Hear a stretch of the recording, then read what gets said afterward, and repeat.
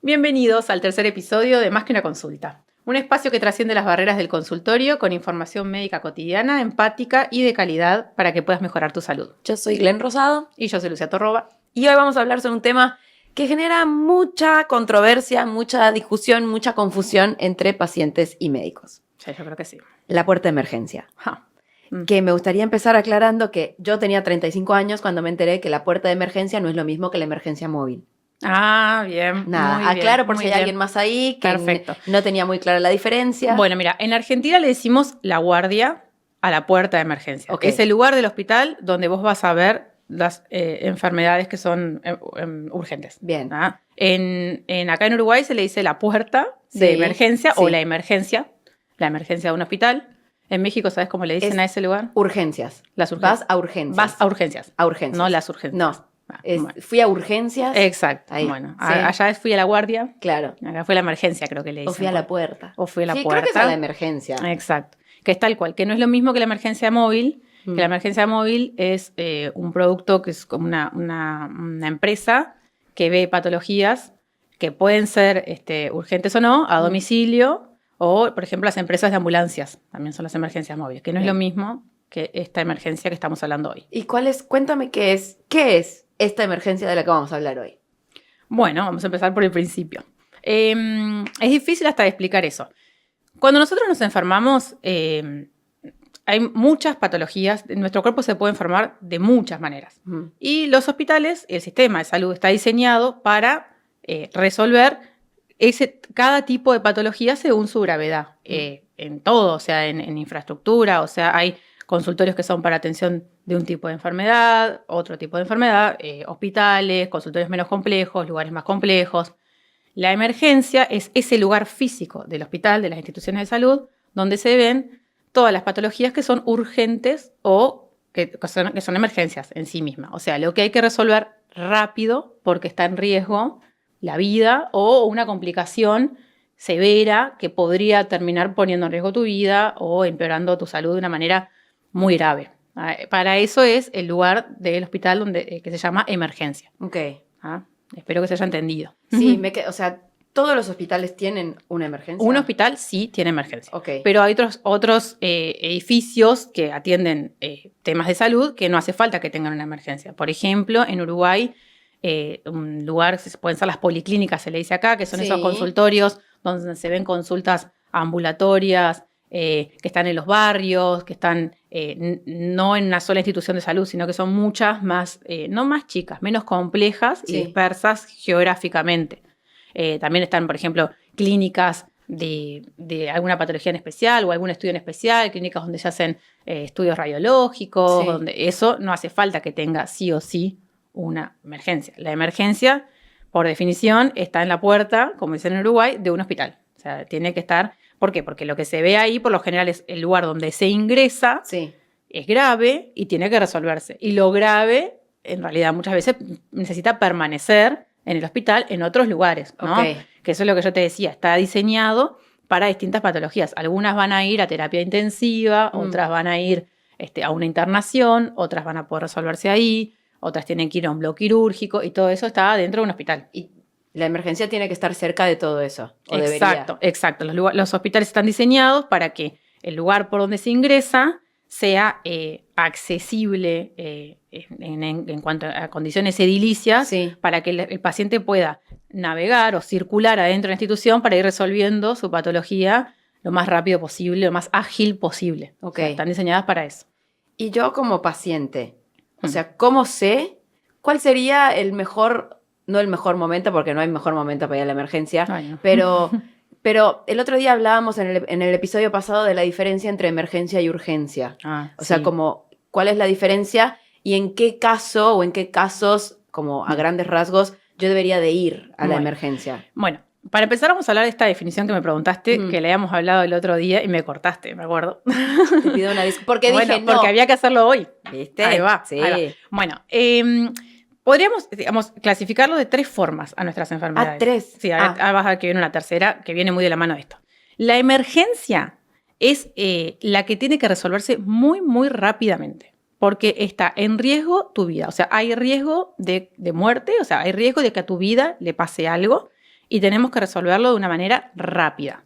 La urgencia hay que resolverlo de una manera rápida, pero no tan rápida como la emergencia. Okay. A lo mejor no está en riesgo tu vida en este momento, pero si no tratamos esa urgencia, puede terminar convirtiéndose en una emergencia o puede ser una patología que tengamos que resolver, pero que puede esperar un poco. Okay. Pedir algún estudio para resolverla mejor, igualmente rápido, pero nos da el tiempo para hacer alguna otra cosa más. La emergencia no, la emergencia hay que actuar ya.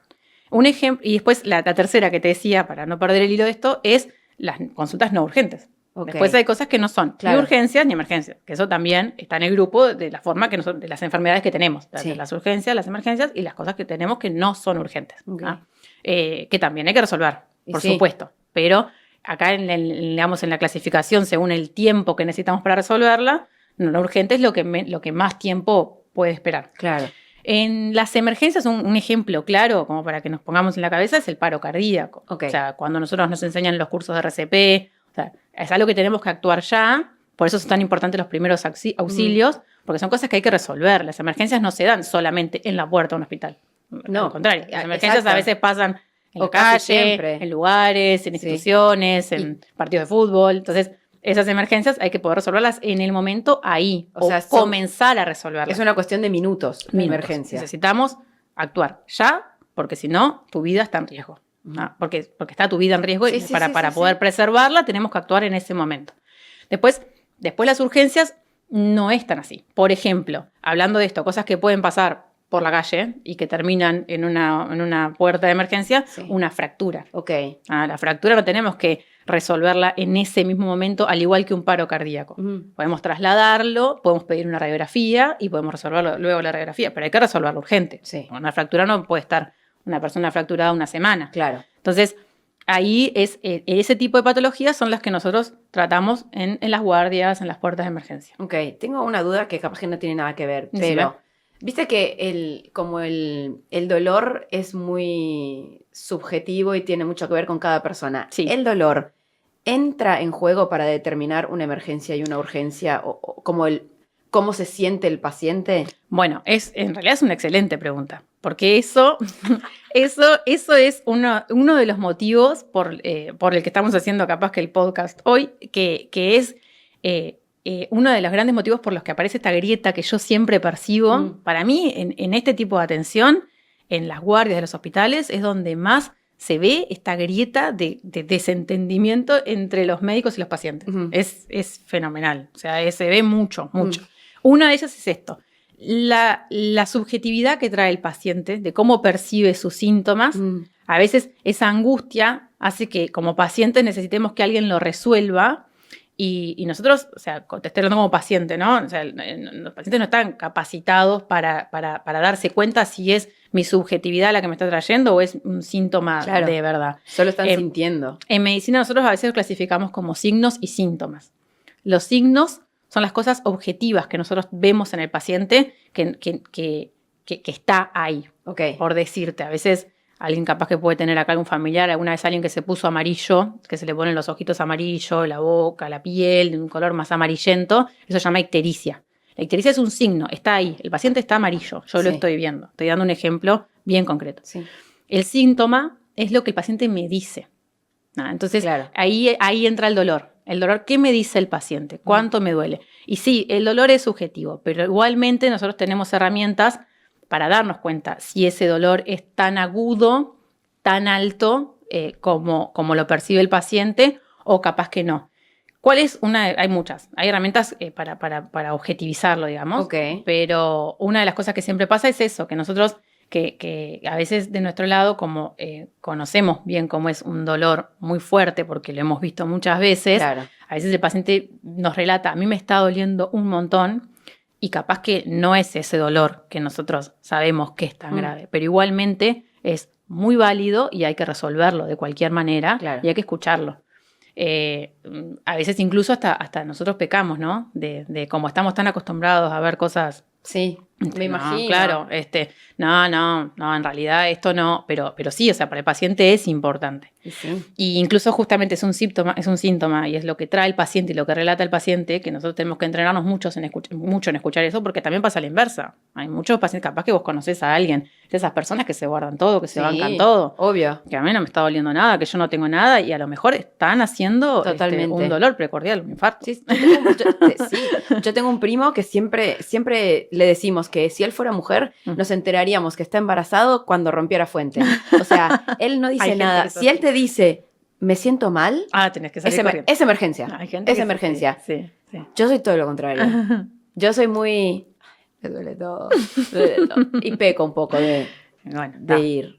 Todo es válido, pero nosotros tenemos entrenamiento para eso también. O sea, en la carrera de medicina te entrenas para escuchar ese tipo de síntomas de los pacientes. Okay. Es verdad que a veces es una línea delicada y que mientras más grande sea la grieta del desentendimiento que hay con los pacientes y los médicos, ese tema es uno de los que queda, el dolor, la ansiedad, el miedo. Son temas que, viste, que a veces se pierden en esta grieta que hay de comunicación, de entendimiento. Es de las primeras cosas que confunden. Y a ustedes, a los pacientes, a ustedes, yo también soy paciente, pero en general el paciente, eso que acabas de decir es una de las cosas que más lo lleva a veces a consultar. Capaz que lugares hasta que no tiene que ir, pero necesita resolverlo. Claro. ¿No? ¿Cómo sabemos cuál es cuál? Bueno, es difícil. Yo creo... sí. Dime a dónde tengo que ir y ya está. Bueno, no es tan así, capaz, no es tan fácil de responder eso. No es tan fácil. Yo creo que uno de los peores problemas que tenemos nosotros en la cotidiana que nos pasa es que nosotros, la verdad, estamos siempre muy cansados de ver pacientes que tenían que consultar capaz que en otro lado y terminaron yendo a la puerta. Y bueno, esos pacientes hay que resolverlos de alguna manera. Y por lo general llegan hasta nosotros muy angustiados, ya tuvieron múltiples consultas, y nosotros a veces en la guardia tampoco los podemos resolver porque, como te decía antes, la estructura no está diseñada para eso y es como muy agotador, es muy agotador. O sea, uno de los comentarios que nos mandaron porque tú pusiste una cajita en donde... De hecho, claro, el otro día que habíamos puesto una cajita para hablar de este tema, uno de los comentarios que pusieron muchísimos porque este tema es muy, muy amplio, pero una de las cosas que nos dijeron fue eso, cada vez es más difícil conseguir quien quiera hacer las guardias, los médicos se agotan. O sea, esto está llevando a que hay tantas consultas y tanto para atender en una guardia que capaz que no era para hacerlo ahí, que uno... como pensando en mi trabajo, uno se plantea, ¿no? Yo digo, al final, la guardia, la tengo que hacer, pero no es lo que más disfruto, no es lo que más quiero hacer, ya me cansa. Cuando los médicos estamos cansados, aumenta el margen de error de las consultas. Claro. O sea, es como un círculo muy vicioso que hay. Sí. Entonces, volviendo a tu pregunta de a dónde voy y cómo consulto, yo creo que hay que hacer un trabajo en múltiples partes, pero el primero y el más importante para mí, creo que también hay un tema con el diseño de esto. O sea, si el paciente llegó a mí a la guardia, a que yo lo vea, si ya llegó hasta mí, es porque antes de eso hubo todo un camino que recorrió que estuvo mal diseñado, mal resuelto. Algo pasó para que termine llegando ahí. Entonces, hay como que trabajar mucho en eso. Por un lado, hay personas que dicen falta de educación, ¿no? Que es lo que estábamos hablando hace un rato, ¿no? Pero los pacientes no saben, hay que explicarles. Claro. Y yo ahí te preguntaba, ¿quién les tiene que explicar? O sea, ¿tiene que ser el paciente el curioso de averiguar qué tiene que hacer? ¿Tiene que ser su médico? ¿Tiene que ser ¿quién le explica a los pacientes? Exacto. ¿No? O sea, ¿responsabilidad de quién es? Y por un lado también nosotros, ¿qué tenemos para explicarles? El paciente tiene que entender todo, que los síntomas que trae, qué significan, ¿no? Porque no son médicos. Yo creo que más que explicarles a los pacientes que siempre es necesario, también hay que resolver sus problemas. Entonces, yo creo que al que no podemos culpar es al paciente que quiere resolver el problema. Claro. O sea, si tú tenés un problema de salud y consultás por las vías que sean y no lo podés resolver y terminás yendo a la guardia porque no pudiste resolverlo, yo no puedo culparte a ti de eso. Ahora, también es verdad que hay algunas herramientas que por eso surgió este episodio, que podemos tener en cuenta a la hora de decidir nosotros si vamos o no, más allá de que no sepamos qué problema tenemos. Una cosa que yo te contaba el otro día, que me gustaría traer para acá, es que la misma guardia, la puerta de emergencia, está diseñada de una manera específica para que los pacientes puedan circular rápido por ahí. Porque nosotros estamos en el lugar del hospital donde las cosas se tienen que resolver rápido. Claro. O sea, en este lugar es en el que siempre tiene que haber un lugar disponible para ese problema grave, vital, que corre a riesgo la vida de una persona, que va a llegar no sabemos cuándo, al igual que los bomberos, al igual que la policía, tenemos que estar disponibles 24/7 para ese problema, ese que es grave, de todos los que van a llegar, que ese se pueda resolver. O sea, necesitamos estar preparados para un paro cardíaco que está llegando en una ambulancia, que lo están reanimando, estamos estar preparados para un politraumatizado muy grave en un accidente de tránsito que lo están trayendo, necesitamos estar preparados para algún problema cardíaco grave. Y entonces, que hay tipo clasificaciones. Claro, ese lugar tiene que estar siempre disponible. Para que eso esté disponible, la gente que va llegando a la emergencia se la clasifica. Entonces, ese es un sistema que habíamos hablado el otro día, que se llama triage. En realidad es un término francés, hay otras formas de llamarlo, pero el más comúnmente conocido como triage, que significa clasificar. Entonces, los pacientes llegan. ¿Vos te acordás quién es la primera persona que te ve cuando vos vas a una puerta de emergencia? Bueno, vos me dijiste que no lo usás mucho. Creo que nunca he ido. ¿Qué te imaginas? ¿Quién es la primera que te ve cuando llegas a una emergencia? ¿Una recepcionista? Perfecto. ¿En serio? La gente te dice la enfermera, el médico. No, primero siempre alguien tiene que admitirte en el hospital. O sea, hasta ese paso es importante. Porque necesitas decir tus datos, que llegaste, ingresar al sistema de ese hospital. ¿Y una persona que no puede? Bueno, ahí depende mucho del sistema de salud y más detalles. Pero, por ejemplo, cuando es una emergencia, la persona entra, no vamos a parar. Necesito su documento, por favor. ¿Qué pasa? Esa persona entra, se la atiende y luego va al administrativo adentro a buscar a él, a un familiar, y ahí lo ingresa, cuando es una emergencia. Claro. Entonces, está diseñada para eso también, o sea, para que la primera persona que te vea sea la que te tiene que ver. Pero bueno, en general, la mayoría de las personas llegan y primero lo ve un administrativo, lo ingresa. Luego te ve una persona más técnica, que puede ser un enfermero, un estudiante de medicina avanzado, un médico también, alguien más técnico dentro del hospital, que te pregunta algunas preguntas muy claves, muy concretas, muy resumidas, te toma algún signo vital, si se puede, la presión, algunos signos vitales, y ahí hace un diagnóstico muy cortito, muy breve, muy rápido de si es, no qué patología tenés, si es una urgencia, es una emergencia o no lo es. Entonces ahí se clasifican, que es lo que me decías vos, en colores. El rojo, el que pretende más rápido, el amarillo, por lo general hay más colores, pero rojo, amarillo y verde es como un semáforo que nos da esa prioridad. Y ahí se ordenan los pacientes para que fluya más rápido el que más grave está. Por eso a veces también se genera este conflicto en la sala de espera, de yo llegué primero y está pasando él, porque hay un orden de prioridad diferente al que los pacientes se imaginan. Entonces, para mí eso es un paso muy importante de explicar porque no todo el mundo lo sabe. No, yo no tenía idea, me estoy enterando ahora. Y eso ayuda a un correcto uso de la emergencia. Cuando vos vas a ese lugar, vos tenés que por lo menos tener la herramienta de saber que ahí están esperando las cosas graves, urgentes, emergentes. Entonces te van a clasificar y no te pueden dar la prioridad capaz que vos, aunque estés muy angustiado y aunque tu problema sea tan grave para ti, capaz que no lo es para ese lugar donde están atendiendo. Igualmente te van a ver, o sea, yo también quiero hacer una aclaración con esto. Si tú estás mal, te van a resolver. Pero capaz que el factor tiempo es lo que más angustia a los pacientes a veces en la emergencia. Sí. Yo escucho todo el tiempo, en todos lados, tipo, no voy a tener que ir a meterme 5 horas a la emergencia. Claro. Y ahora entiendo que puede ser porque no es una emergencia y hay otras cosas tal vez más urgentes que lo que siente la persona. Exactamente. Y eso, porque cuando te hacemos esta clasificación y luego después te va a ver un médico, haces una primera atención de un médico, ahí sí hacemos el diagnóstico, qué sospechamos, qué puede tener. Después la puerta está clasificada también adentro con distintas estructuras. O sea, hay consultorios como para consultas, para resolver consultas de los pacientes. Hay boxes, que son lugares que tienen una cama, un monitor al lado, algún portazuelo, algo como para pasarte medicación, para estar ahí en observación, se llama, quedarte ahí y de repente ya ir resolviendo una parte, ir pidiendo algún estudio, ver si se te va a ingresar al hospital a una cama, a una habitación o no, o capaz que en el box te pasas un rato y quedas resuelto y te puedes ir a tu casa.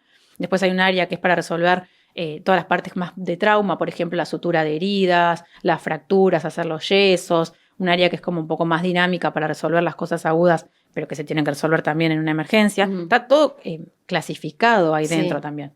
Entonces, a veces se demora la atención porque en realidad de repente están en los boxes, está lleno de pacientes, están viendo eso.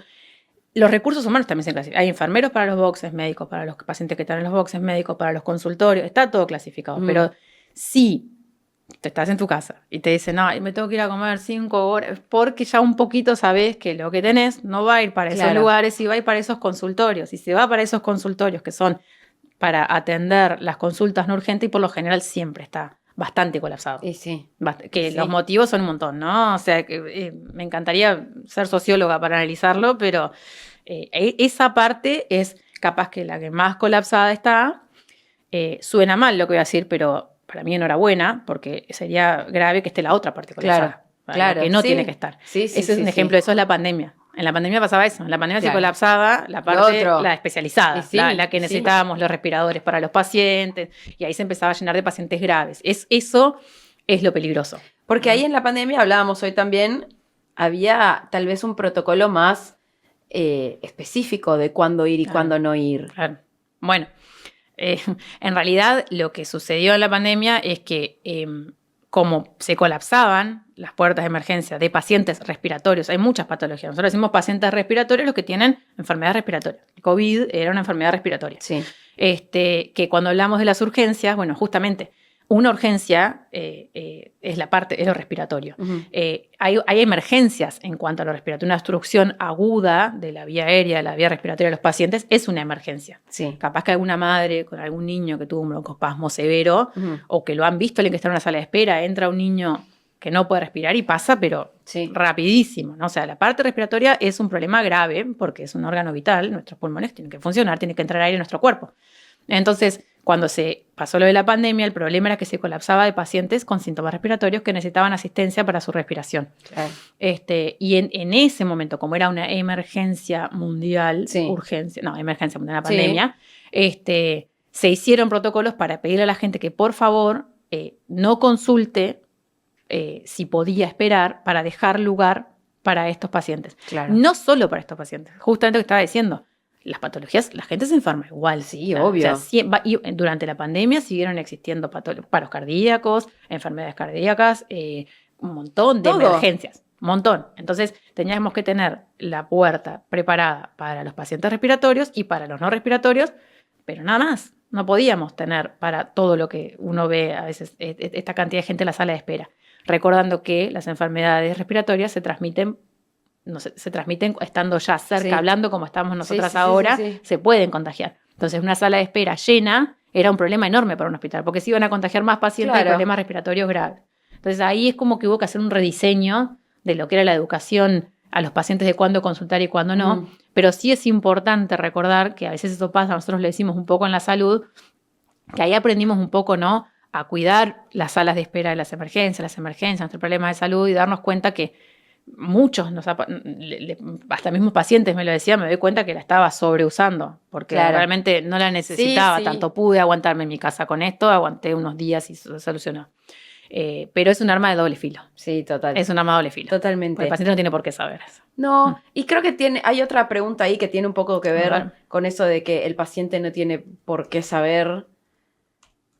Siento que hay muchas cosas que que los pacientes no sabemos, y que hay muchos médicos que esperan que sepamos.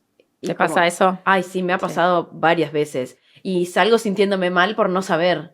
Claro. En lugar de decir, ok, me van a ayudar a resolver. Es como... Sí, mira, eso que decís vos es la pregunta que nos había mandado, tenés razón, que lo resume bastante bien, que decía, yo dudaba con mis hijos porque te rezongan o culpabilizan si no los llevas. Claro. O sea, es tal cual. O sea, pasa como paciente y bueno, a ella le pasaba como madre. Si yo lo llevo a mi hijo... ¿por qué lo trajiste? Por esto. Si no lo llevo, pasa, ¿cómo no lo trajiste? ¿Cómo no trajiste a tu hijo? Mirá cómo está. No sé si te lo van a decir de esa manera, sería ya, Rosa, ¿no?, lo violento, pero con formas de hablar, comentarios, o sea, formas de transmitir esta información que a la madre la deja diciendo, ay, lo tendría que haber llevado, mirá. Claro. Entonces, vuelvo a lo mismo, el paciente no tiene por qué saber, ¿no?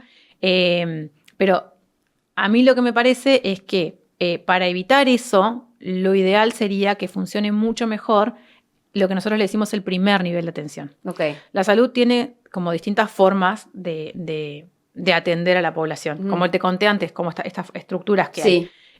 El primer nivel puede sonar a atención de calidad, pero el primer nivel de atención es el nivel más cercano a la población. O sea, estos consultorios que están afuera en los barrios o mismo en el hospital, los consultorios ambulatorios para las consultas, digamos, del día a día, problemas de salud, los más frecuentes. De hecho, en el primer nivel de atención en este tipo de consultorios es donde se atiende casi el 80% de los problemas de salud.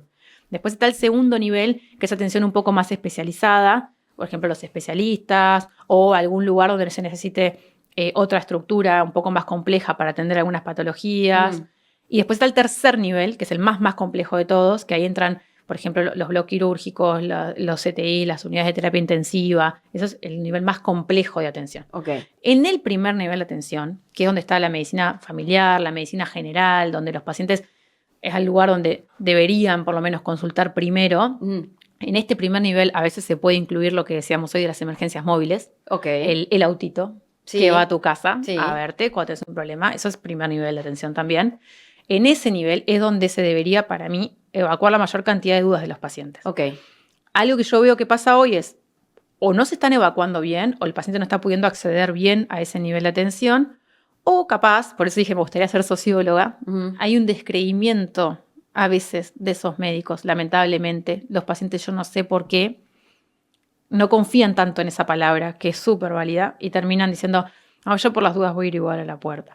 A lo mejor puede ser por malas experiencias, porque alguna vez les pasó, que no, incluso que no sea un error diagnóstico, que tenían algo que empezó de una forma que se podía tratar en la casa y fue empeorando, y cuando fue a la guardia se terminó quedando internado, porque era la evolución de la enfermedad, no un error diagnóstico, y otras veces por errores diagnósticos también, ¿por qué no? Entonces, o hay experiencias personales que hacen que desconfíen, o hay un descreimiento en general, o hay una inmediatez necesaria, que para mí, para vos es eso. Va por ahí un poco, o sea, yo siento que también hay se relaciona también con lo que te dije hace rato del dolor y de la perspectiva y como de la percepción de cada uno.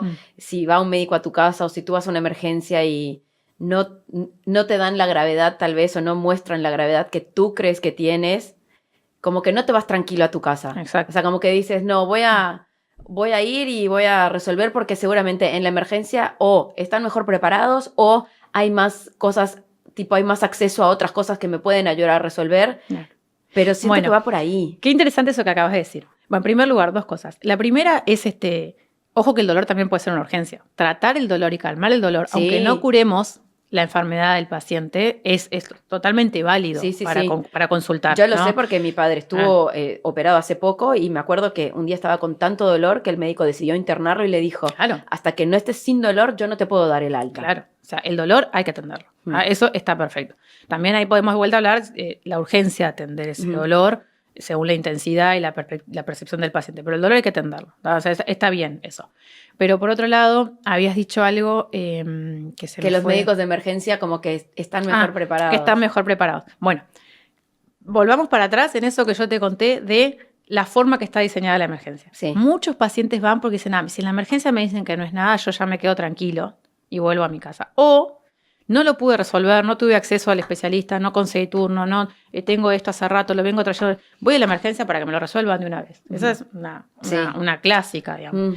Y en esta forma que yo te dije que está diseñada, capaz que ni pisás esos lugares de la emergencia que vos te pensabas que estaba el especializado, el médico, el de Grey's Anatomy, que está viendo el que te va a resolver, No, capaz que vas a la emergencia y vas a terminar en una estructura de la emergencia bastante similar a estos consultorios que yo te decía, de atención rápida y sencilla que hay en el resto de Uruguay. Porque no pueden resolver tu patología. No porque sea mala la atención, sino que la emergencia no sirve para eso. Muchísimas veces pasa. Hay patologías que son crónicas, que tienen episodios agudos, empujes agudos de dolor, empujes de una gastritis, por ejemplo, vómitos, situaciones que sí, uno puede ir a la emergencia a tratar el síntoma, pero igual no lo va a terminar de resolver ahí, porque ahí no están las personas para resolver eso, y a veces incluso ni siquiera están los estudios. Están los estudios para descartar, siempre es para descartar y dejar a estas personas que necesitan toda la energía, que están en riesgo. Entonces, es otra forma de encarar al paciente. Estás yendo a un lugar donde están clasificando y descartando y y está muy enfocado a eso. Entonces a lo mejor vos tenés un problema que no necesita ese tipo de atención. Claro. Que lamentablemente pasa que, eso en la cajita de preguntas le pusieron un montón. Voy porque no consigo hora. Claro. Yo sé que lo tengo que tratar en otro lado, pero no tengo cómo. O sea, he llamado al médico de radio, he pedido turno, me he movido y sigo sin poder acceder. Entonces no me queda otra que ir. Pero yo creo que eso es como un círculo vicioso que se retroalimenta, claro. porque tampoco lo terminan resolviendo. Ahora, sí es verdad que resuelven su síntoma, muy probablemente resuelvan el síntoma. Entonces es una atención válida, pero no es la mejor, me parece a mí. Sí. Me quedé pensando. ¿Cuál dirías tú que es, en pocas palabras, la función de la emergencia? Salvar tu vida. Ok. Eso era todo. Sí. Gracias. Hasta acá. Es que si lo piensas así... Tiene que estar diseñada para poder salvar la vida de las personas. Siento que es una variable muy útil para saber cuando me pregunto, ¿voy a la emergencia o no voy a la emergencia? Es una variable útil, pero sí, yo tampoco quiero... que es medio blanco y negro. Sí, pero yo tampoco quiero con esto que... porque las personas, gracias a Dios, somos muy diversas, ¿no? Y por ahí alguien puede entender de, le estoy sacando el lugar a alguien. O que, no quiero culpabilizar, ¿no? O sea, no voy a ir porque lo necesita alguien más que yo. No, en realidad la gran mayoría están diseñadas para poder verte también. O sea, no pasa nada. Sí.